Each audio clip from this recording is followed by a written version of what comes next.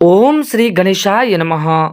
हे लंबोदर, हे सिद्धि विनायक, हे विघ्नहर्ता भगवान गणेश जी, जो भक्त सच्चे मन से आपको स्मरण करता है, पूजा आराधना करता है, उनके जीवन के सारे विघ्न को हर लेते हैं आप। तो बने रहिए आपके अपने YouTube चैनल विकास मिश्रा भक्ति में। आज हम सब श्रवण करेंगे बुधवार के दिन भगवान गणेश जी की प्रिय कथा को, और कथा श्रवण करेंगे तो आपकी सारी संकट भगवान गणेश जी के कृपा से दूर होंगे। तो आइए कथा को देर न लगाते हुए कथा को श्रवण करते हैं। तो प्रेम से बोलिए गणेश जी भगवान की जय। बहुत समय पहले की बात है, मध्य भारत में एक छोटे से नगर में धनराज नाम का एक साधारण व्यक्ति रहता था। उसका जीवन संघर्षों से भरा हुआ था। न व्यापार में सफलता मिलती थी, और ना घर में सुख मिलता था, और ना ही समाज में उसका मान प्रतिष्ठा था। पर एक बात थी जो धनराज को दूसरों से अलग बनाती थी।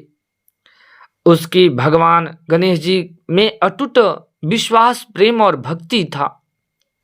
वह हर बुधवार को प्रातः स्नान कर लेता और एक मिट्टी के भगवान गणेश जी का निर्माण करता, दुर्वा, लड्डू और जल अर्पित करता, और बस इतना कहता कि हे प्रभु, मुझे कुछ मत दीजिए, बस मेरे कर्म सही कर दीजिए। यही भगवान गणेश जी से निरंतर प्रार्थना करता रहता था। एक दिन धनराज को लगा कि अब शायद समय बदलने वाला है। उसे एक बड़े व्यापारी के साथ काम करने का अवसर मिला। पर जैसे ही काम शुरू हुआ, विघ्नों के वर्षा होने लगी। साझेदार धोखे खा गए, पैसे डूब गए, समाज ने ताने देने शुरू कर दिए, घर में कहर बढ़ गई, धनराज टूट गया।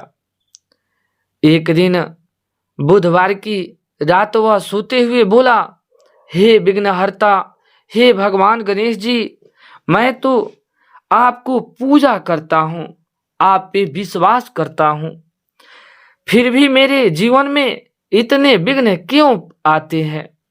उसी रात उसे स्वप्न में भगवान गणेश जी ने स्वप्न में देखा कि एक वृद्ध ब्राह्मण देवता लाठी लेकर आते हुए उसके द्वार पर खड़े हो गए। ब्राह्मण देवता बोले, हे बेटे, क्या तुम मुझे थोड़ा जल और भोजन खिलाओगे? धनराज के पास स्वयं खाने को बहुत कम था, पर उसने बिना सोचे ब्राह्मण देवता को भीतर बुला लिया और जो कुछ था ब्राह्मण देवता को अर्पित कर दिया। ब्राह्मण देवता मुस्कुराए और बोले, कल प्रातः नगर के बाहर पीपल वृक्ष के नीचे आना। इतना कहकर वह वहां से अंतर ध्यान हो गए। अगले दिन बुधवार का दिन था। धनराज नियत समय पर पीपल के वृक्ष के पास पहुंचा। वहीं ब्राह्मण देवता बैठे हुए थे। ब्राह्मण देवता बोले, बेटे, क्या तू सच में भगवान गणेश जी का भक्त है? धनराज बोला, हाँ प्रभु, पर लगता है मेरी भक्ति अधूरी है। तब ब्राह्मण देवता ने हंसकर बोले, अचानक तेज प्रकाश हुआ और ब्राह्मण देवता का रूप बदल गया। वह स्वयं भगवान गणेश जी बन गए। धनराज कांपते हुए भूमि पर गिर पड़े। भगवान गणेश जी बोले, वस्त धनराज, मैं तेरी परीक्षा ले रहा था। विघ्न मैं नहीं देता। विघ्न तो जीवन की कसौटी होती है। उन्होंने आगे कहा, जो भक्त संकट में भी अधर्म न छोड़े, वही सच्चा गणेश भक्त होते हैं। धनराज ने पूछा, हे प्रभु, फिर मेरी परेशानियां क्यों इतना आती है? तब भगवान गणेश जी बोलने लगे कि कल से तेरा मार्ग खुल जाएगा, पर याद रखना, सफलता से पहले सेवा अवश्य करना। अगले दिन धनराज ने निश्चय किया कि हर बुधवार को गरीबों को भोजन कराऊंगा, हर दिन सत्य वाणी बोलूंगा, किसी को धोखा नहीं दूंगा। धीरे धीरे उसका जीवन बदलने लगा। जिस व्यापारी ने धोखा दिया था वही क्षमा मांगने आया। नया व्यापार शुरू हुआ साफ नियत से। कुछ ही समय में धनराज नगर का सम्मानित व्यक्ति बन गया। तब एक दिन उसे पता चला कि नगर में अकाल पड़ा है। धनराज के पास भरपूर अनाज था। लोगों ने कहने लगे, अब मौका है धन कमाने का। पर धनराज भगवान गणेश जी की वाणी याद आई। उसने सारा अनाज न्याय मूल्य पर बांट दिया। उसी रात भगवान गणेश जी पुनः प्रकट हुए और गणेश जी भगवान बोले, वस्तु आज तूने सिद्ध कर दिया कि तू केवल मेरा भक्त नहीं, मेरे मार्ग पर अनुनयी हो। उन्होंने वरदान दिया कि तेरे घर में कभी अभाव नहीं होगा, तेरा नाम जुगों जुगों तक याद रखी जाएगी।